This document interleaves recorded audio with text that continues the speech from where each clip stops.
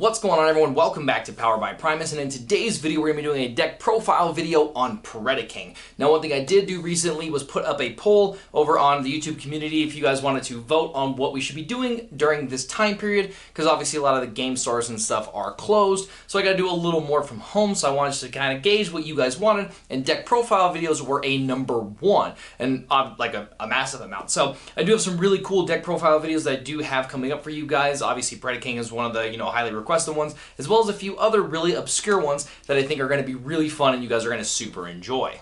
Now, I know the conversation is about everything that is going on. However, YouTube is very specific right now about not letting out any misinformation, any of that other stuff. They don't even want us saying the word. So I'm obviously not going to get into that. I do want to say, though, I am going to be upping the amount of content coming up over the next coming weeks because of the situation. I do believe that content creators right now have a really big responsibility in trying to entertain you guys, and luckily you guys have really given me the platform to be able to do so. So I'm gonna be trying every single day to bring you guys content, whether it's a video, whether it is live streaming, a podcast, or even a deck article, something. There will be content for you guys. I'm gonna try again every single day. There may be a day that I miss because maybe I'm editing something, whatever the case is. Now, if you guys want, you guys can follow us on Twitter at poweredbyprimus, where I'll be tweeting obviously every single day what form that content is in. But I would tell you guys, if you guys don't want to do that, or you guys don't have a Twitter, obviously check our Facebook page, because we do have a Powered by Primus Facebook page, as well as checking here and on the website,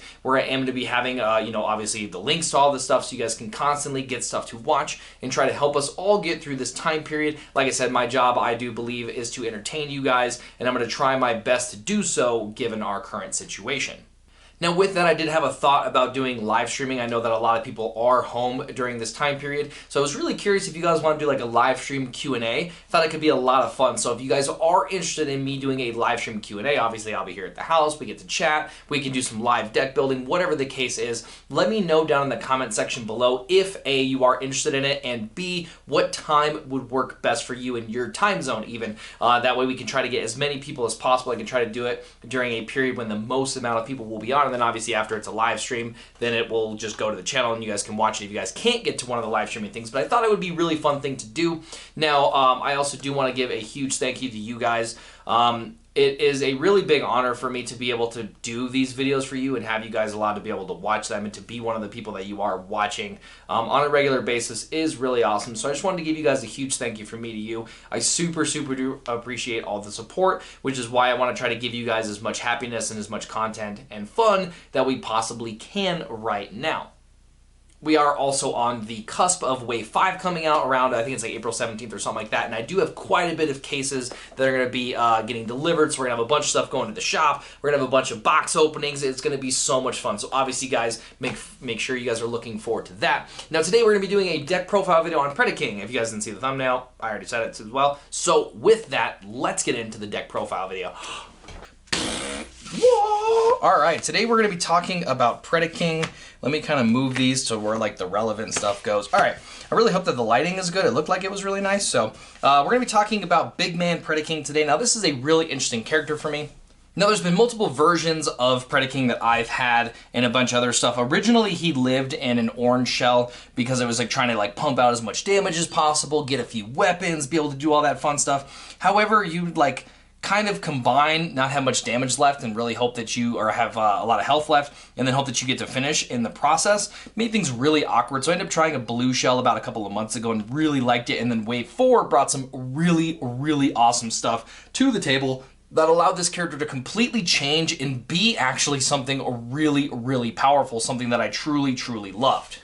Now, the reason behind going with the blue shell, obviously just with like the introduction of some of that new stuff is really nice, is just being able to survive is really important. You take very little damage in the beginning of the game, and then you get to combine and have a lot of health left and really get to one-punch everything from there.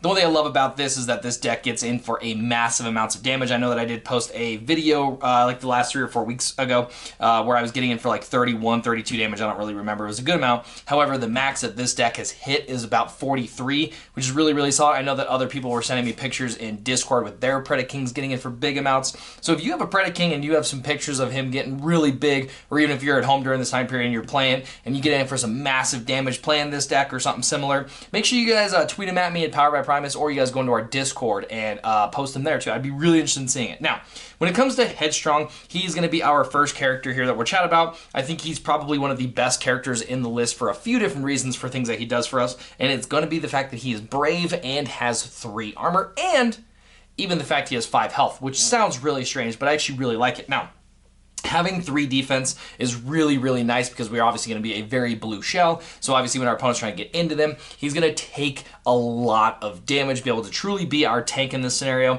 If our opponent has to spend 3 or more attacks into him, we're going to find ourselves in a really good position, which is usually what he does, unless we're going against Pierce, and obviously, well, Pierce is Pierce, so in those situations, we'll have to swap up with our sideboard a little bit and mess around with that, but he's going to be able to take a bunch of damage, which is really nice. Now, the one thing I will talk about here is sequencing, because one thing that a lot of people do first is attack with him, and I think that's very incorrect, so I will talk about all the sequencing with it at the end of the video. The thing that I love, obviously, taking that, you know, a little bit of damage, and then does have Brave, so our opponent does have to attack him if able. So if our opponent gets to go first, we are completely untapped, they have to go into Headstrong. However, if we have 2 characters that are tapped, they have to go into him, or even if we have this situation where all of our characters are tapped, they do have to go in Headstrong as well. Now, this will not happen. We will be combining before that. However, in those situations, maybe your opponent is really rude and plays an espionage and gets rid of your enigma, then, you know, maybe we'll find ourselves in those situations. So, also, the 5 health is really nice as well. If our opponent does eventually take Headstrong down after spending a bunch of attacks or even a big attack into the character, they've only taken 5 health off of Predaking, which is very, very relevant. I love that so much. So by the time we're combining, we maybe have 10 damage on us at max, and then we still have like 27 health or something like that. It's really, really insane. It's really, really good stuff. So I really do love that.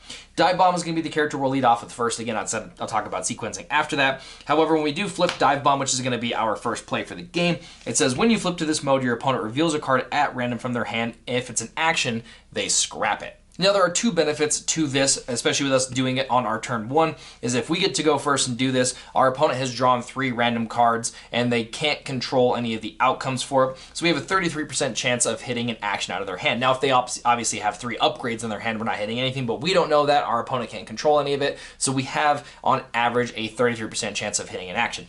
The other thing is that it makes your opponent choose a card at random from their hand. So, like, let's say this is our pile, which are going to be stacked cards, obviously, and we have to shuffle them up. Our opponent has to choose which one they want. They can't look at their hand and reveal a random one. They do have to pick one, and let's say if it is a action, then boom, they have to scrap it. So they can't get mad at you for it as well, which I think is really nice. Sometimes people can get a little salty. They, shuffle their hand and you pick like their best card in their hand. It's an action. They have to scrap it. They can get kind of mad. So this does make them do it themselves. Obviously, you don't have to do that if you want to roll a dice, if you want your opponents to be able to pick, if you guys are playing, a more casual game and it's not so hardcore, that is totally fine as well. Now, the next character coming in here is going to be Torox. Now, this says that enemies can't be repaired. It is relevant in some situations and in some games that you can do a lot of that stuff. It's really funny, but I played a game the other day against a green Insecticon deck that was all based on repairing, and it was really funny trying to smash into with Predaking for like 45 damage into Scrapnel, who only takes 3, but I completely missed this trigger throughout like the majority of the game, which is really, really bad on my part. But just remember that this does have that ability, which can be really nice. It does stop a lot of other cards as well coming back from the KO pile, so make sure you do check on that. And then when you flip to this mode, you may draw a card and then you can plan one, which does allow us to put 1 card from our hand on top of our deck. Now, this is a very, very, very awesome ability for this deck. We have a lot of manipulation for the top card in our deck for a lot of different reasons, which we'll get into once we start talking about the actual deck. But being able to draw and put 1 on top is very important, and you need to make sure that you are doing this at the correct time, because again, we want to stack a card on top of the deck so we can get it for free. So a very, very amazing ability that we're going to be able to use later. Next character coming in is Razor Claw, bold 1, not really relevant, obviously we're a heavy blue deck. Now you flip to this mode, you may attack an untapped character as though they were tapped. Now this ability is on the super rare Bumblebee, and there's a reason for that. It's because the ability is very, very good. Now it only has 3 base attack, however, this is going to have an insane amount of weapons in the deck because obviously it is going to be a Predaking deck, so this can be really, really nice, and again, setting this up in a very specific turn is very important to be able to put damage on the character that you absolutely want to hit. So really, really good stuff. And then then we have Rampage coming in here with Pierce 2, which can be nice. This is going to be obviously a blue deck. We've talked about it. We're going to be getting in for some Pierce here and there. You guys did see the Laser Cutlass when I revealed a card at random, so there is going to be Pierce, so that Pierce 2 might be relevant. And then when we flip over to this mode, when we KO an enemy, you get to repair damage from each of your Predacons. So that can be relevant if you are going up against a wider team. You have some more damage. Maybe your opponent hits you with an armed hovercraft. This is going to be really nice to be able to get in for that damage, KO that character, and then to be able to repair one from each of your characters. So you could possibly repair 5 from like an armed hovercraft, which is pretty insane. Really, really good stuff. All right, now when it comes to talking about big man himself, the ferocious Hunter, he's going to be a melee and a Predacon. Those, unfortunately, in this deck don't matter too much. I really wanted to put an Energon Slingshot because it really is a fantastic card. However, you don't get to proc it once it moves, so either way, he does have 7 attack, 37 health, and 2 defense. Now, if you don't know anything about combiners, whatever the total damage is on your characters and in your KO pile when you do combine, that damage does carry over. So if we lose Headstrong and maybe like one other character, you'll have like 12 damage on you max when you do get to combine. Now, the amazing part about this character is the fact that he has 5, not 1, not 2, not 4, 5 weapon slots, which is absolutely insane. And you better believe we're going to try to make sure that he has 5 weapons on him, which is super, super awesome. And then when this is combined, you get to draw a card and you may play a card. Now, it also does not say what that card is. You can play a battle card. Sorry, obviously they're all battle cards. You can play an upgrade or you can play an action. You are going to have to play the Enigma for the turn, which does combine. You get to draw a card and you may play a card. So you can play another action if you want, or you can play 2 upgrades for the turn. So we're going to be doing a lot of really, really fun shenanigans in this deck to be able to, when we combine, punch somebody for a bunch of damage, and hopefully one-shot characters just over and over and over, which is really, really what our goal is going to be able to do. All right, now we are going to talk about our upgrades first, just because I feel like that is very important. And the first one coming in here is going to be Laser Cutlass. Now, Laser Cutlass is a blue battle icon card. It is a weapon. It says put on characters that have 7 or fewer stars. Obviously, all of our combiners are 5 stars, so they'll be able to go into that. And it does give them Pierce 3 and +1, which is really good stuff. Now, if you put this on like someone like Rampage, now you're getting in for 4 Pierce 5. So all you have to do is find an orange, another damage at some point, and you can get in for 5 Pierce 5 on like a Rampage, which is absolutely insane. Now, the really cool part about this card as well is if it is on one of the smaller characters, when you combine, it does carry over to the big character. Usually you're only allowed to bring over like one of, you know, whatever piece that you want, because the character can only hold that. However, Predaking can hold 5 weapons. So really, really cool stuff. And then obviously Predaking is way more than 7 stars, so being able to bring this over can be pretty nice if you are going to need to be able to push in some of that extra damage via Pierce. If you're going up against another blue shell, that Pierce 3 can be really nice. And we do have ways of getting more Pierce than that, so that is going to be a really good card. Plus, it just helps us really kind of push damage in the early game.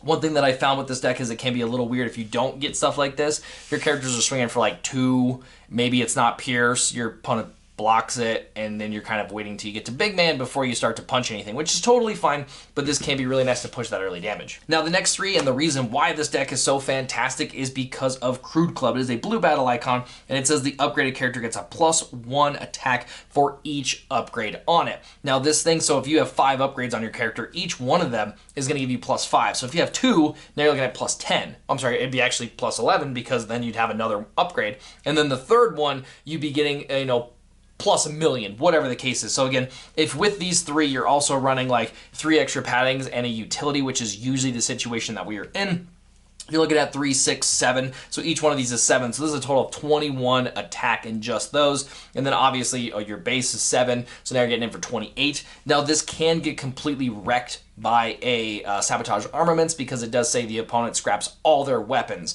So that is one thing to be very cautious about if you're about to go into an opponent who has a secret action and you have a really high chance of thinking that it is a sabotage armaments. Maybe you don't play all 3 that turn, maybe you only play 1, and then that way if it's not, you get to punish them, and if it is, you're not that bad, you have 2 more to go. So ridiculously good upgrade. This is our bread and butter in this deck, and we're going to be punching for 1,000,000 damage because of that card. The next 3 coming in, we just talked about, is going to be extra padding. Now, it is going to be a blue and a green battle icon. Blue obviously helps us out on defense, green allowing us to pick it up after combats, and then it does say tough 1, and then when you put this on a character, you may play another extra padding. Now, you are not required to put this on the same character that you played the previous extra padding. So if you want to put like 1 on Rampage, 1 on Razor Claw, and 1 on Headstrong, you can totally do that, which is really nice. Or you can obviously stack them all 3 onto 1 character, which is really good as well. And then obviously that character would then have tough 3 or tough 1 to whatever characters you put it on. And then again, the main reason why it's in there is to be able to either load up Headstrong, so he takes 1,000,000 damage as far as being our tank character. We put on Predaking, we're not taking much damage once we combine, which is really, really good, because if our opponent can't take a Predaking, well, they're just going to lose the race altogether.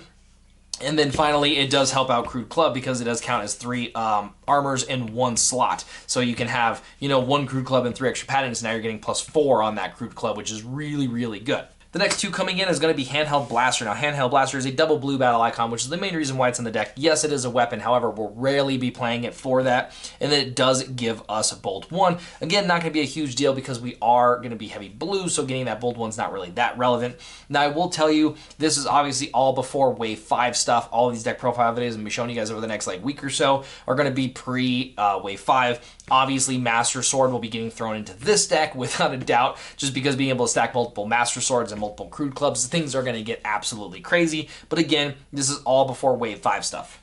Now, the next 2 and one of the cards that we're going to be doing a lot of shenanigans with is going to be Metal Detector. It is a black and a green battle icon. Black obviously giving us that pierce, green allowing us to pick it up after combats, which is very, very relevant.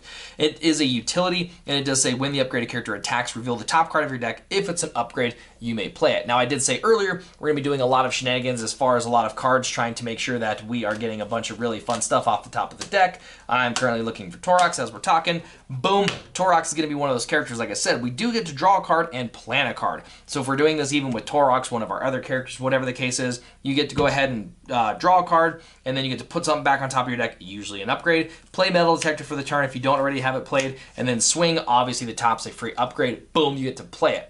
Now, the other really cool part is it does not say that you have to play it on the same character that has the Metal Detector, so you can easily load up a different character. Now, the really cool part about this is we're going to try to load up as many characters with as many things as possible, so we don't load it up all into one character and then that character goes down, and then now we're not carrying anything over to Predaking. So we really want to separate where a lot of our upgrades are going, so when we combine, we get to bring as much as we can over with us. So Metal Detector, phenomenal card.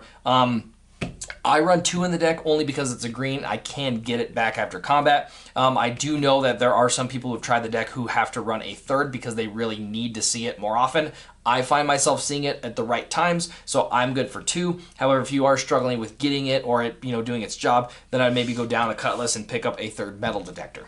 Now, the next 2 coming in here is going to be Energon Axe. Now, it is a blue battle icon, again, helping us out on defense, giving us +3 and Pierce 2, and then you can only put this on damaged characters. That is very relevant. Make sure you don't try to just throw it on a character that doesn't have any damage. So you obviously have to put that on there. Really nice for us to put on Predaking once we get to the character. It can be really nice as well if our opponent happens to damage one of our other Predacons in the beginning of the game before the Brave really gets to proc, or maybe right after the Brave. We have to get in for some Pierce. Again, putting this on Rampage once he is damaged, you're now getting in for, what is that, 6 Pierce 4 at least, so it can be really nice if you are trying to push that damage, but usually we're going to be putting it on Big Man Predaking at the end. The next 2 coming in is going to be Shoulder Holster, blue battle icon. This is a Wave 4 card, which was a huge benefit to coming in, as well as Crude Club. This is a utility, and it says the upgraded character has an extra weapon slot. Now, we're really not going to need that to have 6 weapons. It's truly, truly not necessary. However, it can be really nice to put on Razor Claw if we're going to be trying to attack that untapped character. So we want to play a weapon and then figure out how to get Shoulder Holster on there, stacked at the top of the deck. There are lots of ways to actually be able to do that. And then it says when you put this on a character, reveal the top card of your deck. If it's a weapon, you may play it onto the upgraded character. So this does have to go onto the character that does have Shoulder Holster. Again, we have lots of ways of manipulating the top of the deck, so we are going to be doing a lot of stuff to try to get that done, whether it's via Metal Detectors, using Torox, or a couple of the actions that we're going to be showing as well. So really nice card. Next 2 coming in here is going to be Sparring Gear. Now, this is designed just to be an armor. Really nice to put on Headstrong at the beginning, or really nice to have on Predaking at the end. We really want to try to have access to armors, and I did originally have Reinforced Plating in the slot for the blue battle icon. However, losing the green was way more relevant. We're always trying to find ourselves to get these extra paddings or get these Sparring Gears in those situations we need to.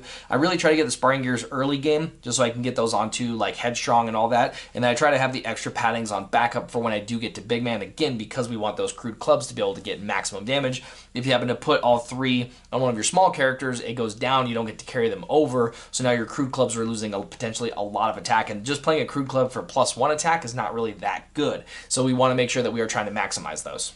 Now the next one's coming in here are all going to be one-ofs. We're going to have one pocket processor. It is a green battle icon allowing us to get it after combats. And just say at the start of your turn, draw an additional card. Now this is really to help us just really continuously get gas. This deck is going to be considered a mid-range deck. Now for you guys who don't know what that stands for, is it means that we are incrementally getting advantages throughout the game. We want to constantly be getting more and more steam as we're going through the game. So once we get to the end of the game, we have enough upgrades, we have enough momentum to really crush our opponent. So being able to play that on a character really early, especially on a character that like we know our opponent's not going to want to swing into, just to be able to draw even 2 or 3 extra cards is going to be really, really nice stuff, especially if you can manage to, you know, sneak it into play like on a metal detector swing or something like that. Could be really, really fun.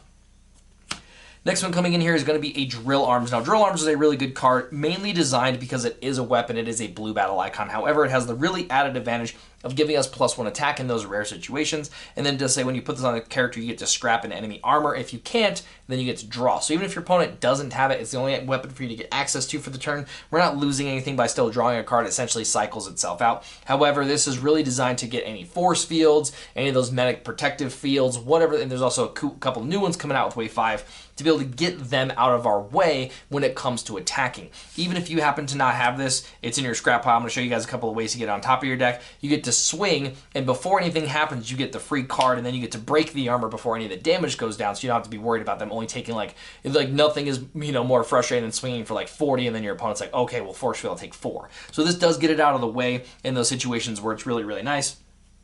Next card coming in is going to be Enforcement Batons, orange and green battle icon. That orange, obviously not our big fan, but we do get the green battle icon so we can get it after combats. And it is a weapon as well. It does give us the +1. It says when you put this on a character, you get to scrap an enemy weapon. So this is really for the same thing, just for us to be able to fight off any of those armors that are really bugging us, or weapons that are really bugging us, sorry, just to make sure that our characters aren't getting hit. Maybe they have a pierce weapon, whatever the case is, allows us to get that off the table. And then finally, for almost the exact same reasons that we have the Drill Arms, we're going to have the Bashing Shields, an orange and green battle icon allowing us to get it after combat. It is an armor, and it says when you put this on a character, you can scrap an enemy armor. So this is going to be really nice as well for us to be able to get out, get rid of any of those force fields, all the same reasons that Drill Arms does, except for it's going to go into our armor slot and not our weapon slot.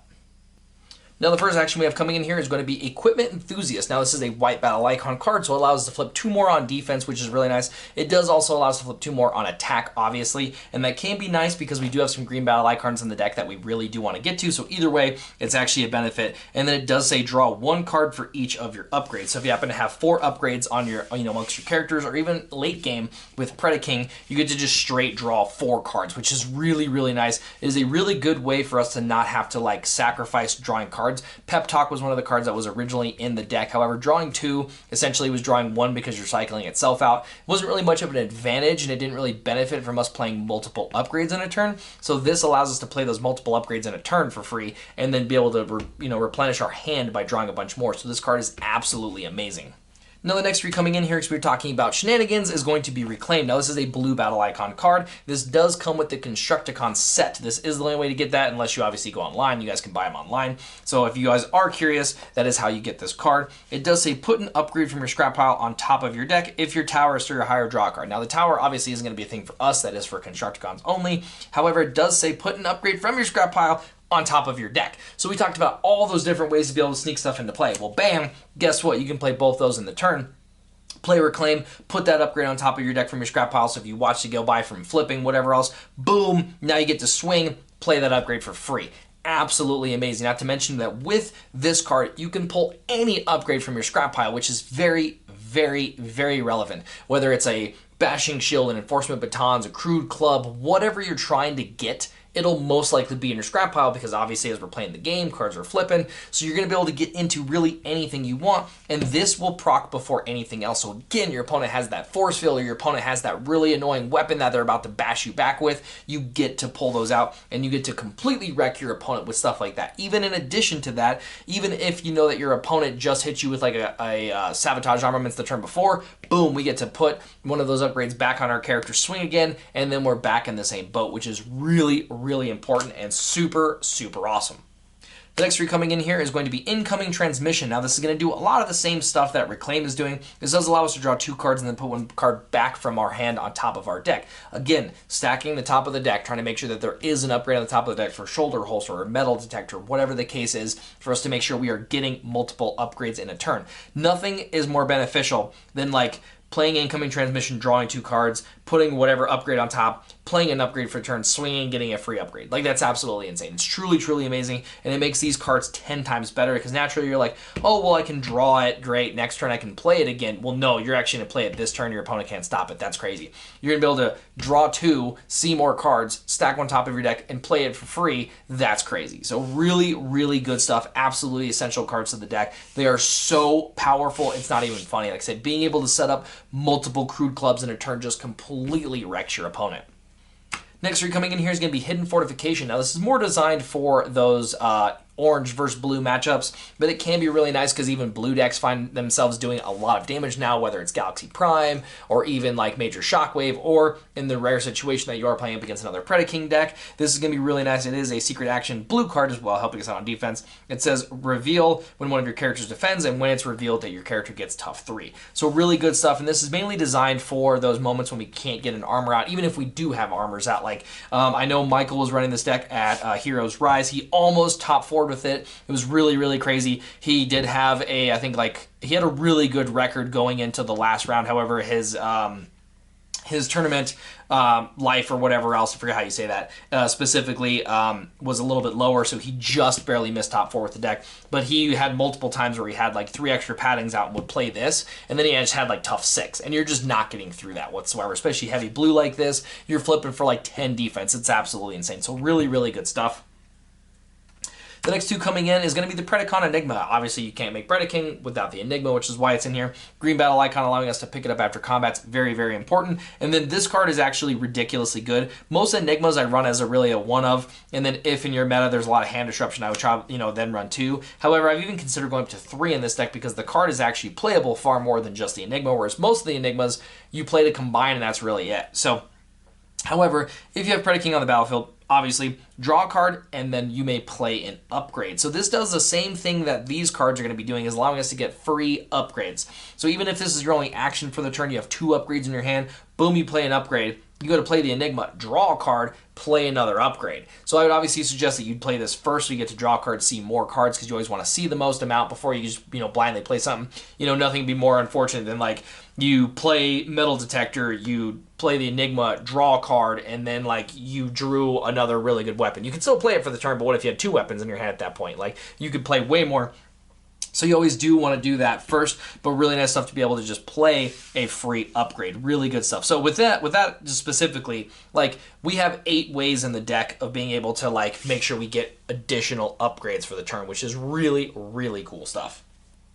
Now the next 2 coming in here is going to be Backup Plan. This is a white battle icon, obviously allowing us to flip 2 more on attack to see those greens, or 2 more on defense to help us take less damage. And it does say scrap your hand, draw 3 cards. Now you may wonder why this is in here. However, as you guys can see, there are some really weird cards that could be bad for certain bad matchups in your hand. Let's say your character already has a bunch of upgrades on him and you have Enigma. Well, it doesn't really matter. The draw 1 may not be relevant enough. You don't really have any upgrades to play. What if you need to dig more because you're running out of gas, you haven't seen your equipment enthusiast, or what if you haven't seen any of your weapons? You're like, I have all these cards that give me more upgrades, but I don't have any freaking upgrades.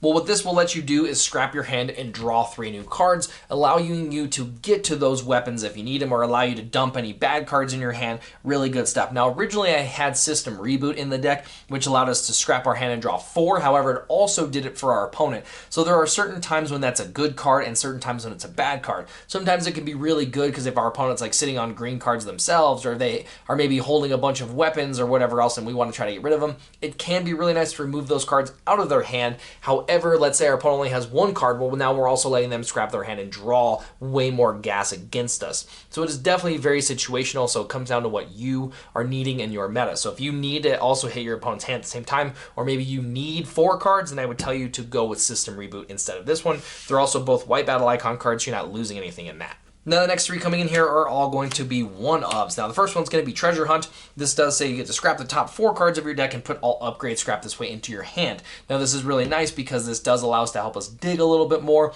if we need to. Maybe if it's even early game, maybe we're going up against a hand disruption deck and they're kind of, you know, beating us up a little bit in our hand. We need to kind of get some more cards back in. This is going to be a really good way. The other way that I would tell you to do it is work overtimes. If you're going up against a lot of shockwaves in your area or whatever else the case is, then I would definitely put in work overtimes, which does say that if you have less than 4 cards in your hand, you get to play it and draw up to that many. So if you have 1, you draw 3. If you have 3, you draw 1. So the next card coming in here is Disarm. Now this is a card that I've considered going up to 2 of, and I would tell you that based on your meta, this is what I would do.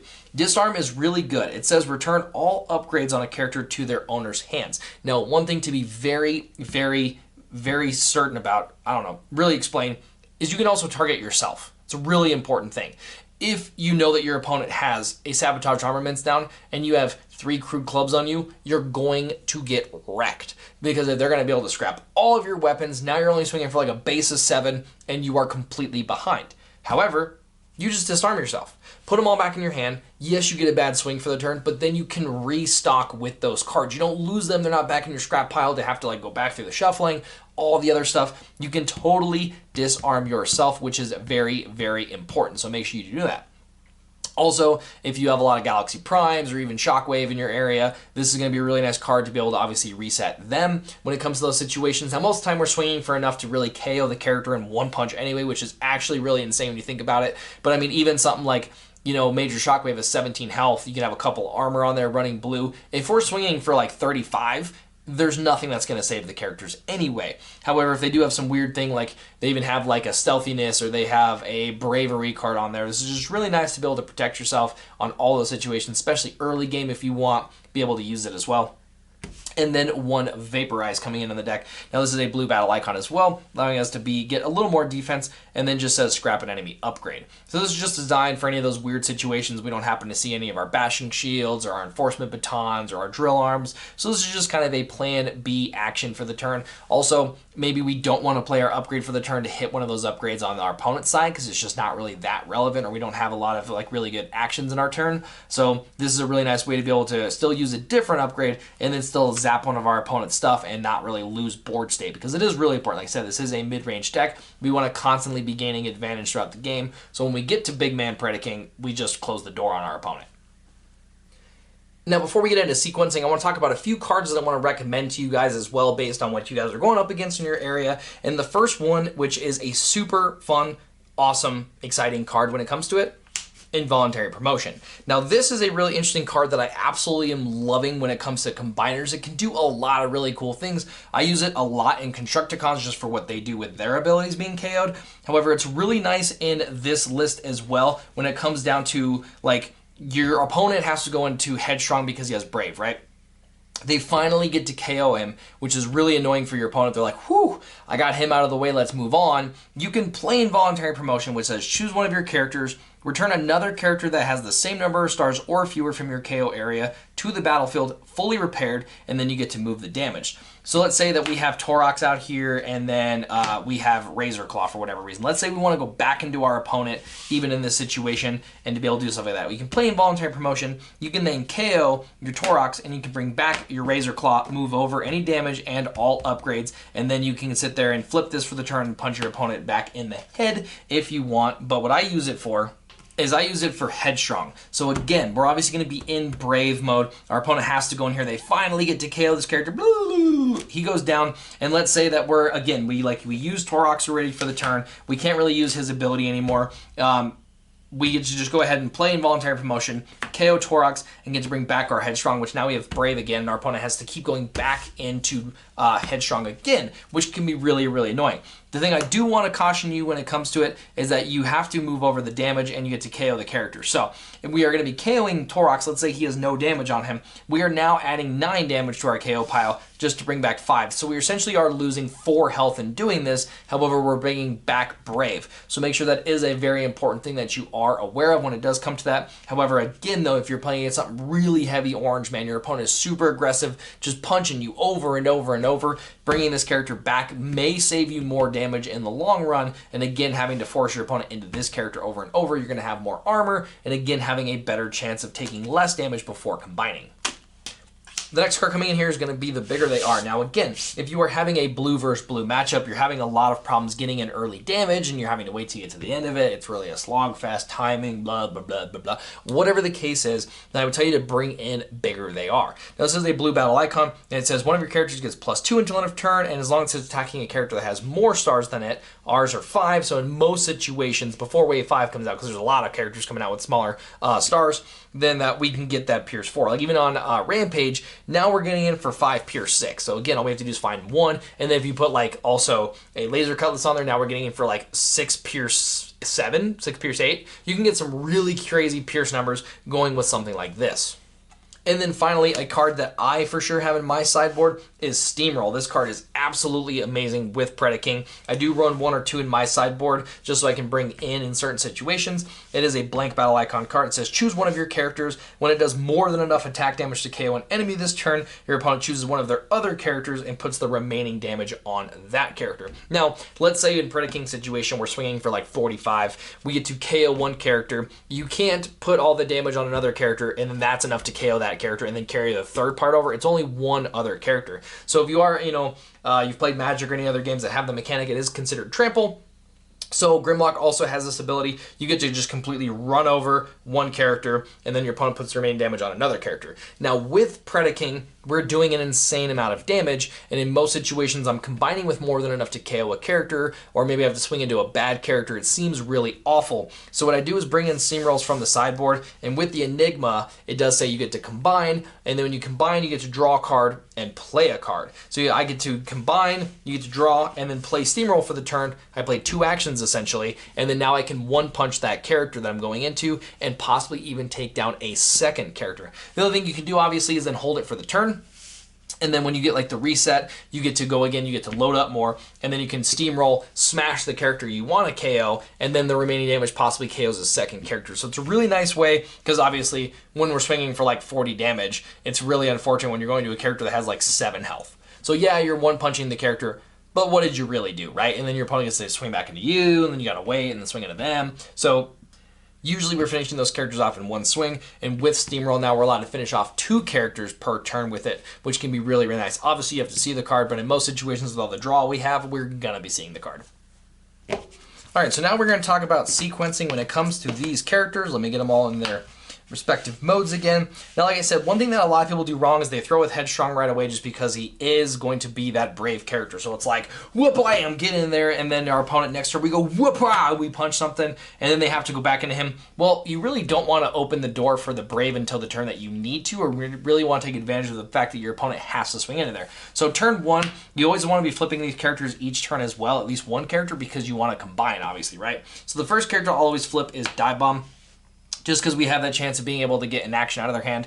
If we go, let's say, first and choose not to do this right away, our opponent, if they're smart enough, will know to play an action on their first turn. Now, obviously, they still want to maybe play an upgrade more, but if they're smart, they'll try to play an action to remove the number of actions in their hand to lower the chances of them having to scrap a card, because that's what Dive Bomb can do. So we want to try to do that right away, be able to just try to hit an action, and if not, we get to see what upgrade they have, so we get a little bit of information as well when it does come to the card. And then what I will usually do is kind of throw Dive Bomb. He is going to usually be the sacrificial lamb when it comes to this. Most of our characters are going to have 0 to 1 armor, and you can really try to throw it whoever you want. Like I said, usually I flip Dive Bomb, throw Dive Bomb. If you're going into a character that you absolutely have to push damage with, I would flip Dive Bomb for the turn and then swing with Rampage to get in that Pierce 2, because I know that I'm guaranteed at least Pierce 2, because he has obviously 2 attack, Pierce 2. So if you are really trying to push damage on one of those characters, you need to get in there for it, then I would do this kind of sequence. But like I said, again, I could easily go this route, kind of throw that character out there. And then when it comes to turn 2, now you really have a different multitude of stuff we're going to be trying to do. Usually what I'll do is try to go for my Taurox play here and try to load up Razor Claw with as best as possible. And then I would swing with Headstrong. Now what this does is if Die Bomb didn't go down, which in most situations your opponent would have to hit for like 9 or 10 off their first turn, it is entirely possible. However, there are some times where you're not going to go down. So then you're going to be able to play Headstrong here. This is going to save Die Bomb for the rest of the sequencing. They're going to have to go into Headstrong, and then now your opponent still is going to have one untapped character, and if you do have another upgrade, this is the turn that we're going to flip Razor Claw and get in for Razor Claw to try to get a lot of damage in on that untapped character. If Headstrong went down, they'll most likely go into Dive Bomb, or maybe they'll go into Razor Claw just because he's really annoying. However, if our Headstrong is still around, well, now our opponent has to send that other attack, which is a bad swing, into Headstrong. Headstrong goes down, and then now maybe we have that 5 plus maybe 5 damage here. We only have 10 damage going in so far onto our character, and if you guys notice, now all we have to do is transform our Headstrong and transform our Rampage. So if we're going to be able to get in for a decent attack here, what I would then do is flip Rampage and then try to get in a good swing, hopefully KO a character and repair one from everybody. It can be really, really nice stuff. And then if our opponent's only a 3 wide, now we're getting in for all of our stuff. We get to swing. We're going to go for the reset. Our opponent is going to definitely most likely KO one character. If they're smart, they'll go for the character with the most health to be able to try to put the most damage on us so we can't combine with a lot. Maybe they'll try to just like finish off our Taurox here. And then next turn, boom, we transform, and now we are ready to make Predaking. In the situation where Die Bomb had 5, now we're looking at 5, 10, we're looking at 19 damage on us, and we have 37, so that still leaves us with what, like 14, I don't know, quick math. But we're going to have quite a bit of health remaining when we do get to combine over into our big character. I believe the math is 19, right? 19 plus 19 is 38, so we'd have 18. 18 health when we combine. I got it. We'd have 18 health when we combine, which is going to be really, really good amounts of damage left on our characters. And then obviously we're going to be able to play the armors and all that good jazz to really make sure that we get to postpone how fast our opponent KOs us. However, we're going to be KOing them. Now let's say in that one situation we did KO one of those characters. Well, now we're combining and we're ready to possibly KO their big character. And then now our opponent has to try to chew through 18 health with like 4 or 5 on defense with their like mid-range character. It's not going to be very good for our opponent. We're going to find ourselves in a really, really good spot. Now, I hope that you guys did enjoy this deck profile breakdown on Predaking and all that good jazz. Like I said, I'm going to have content coming out to you guys every single day, so make sure you guys are coming back to the channel, the website, or again, you guys follow us on Twitter, so you guys can always see what I'm always posting about and what links to what website. I really hope you guys did enjoy this, and I hope it brought a little bit of happiness to your guys' day, and I will catch you guys tomorrow for some more content.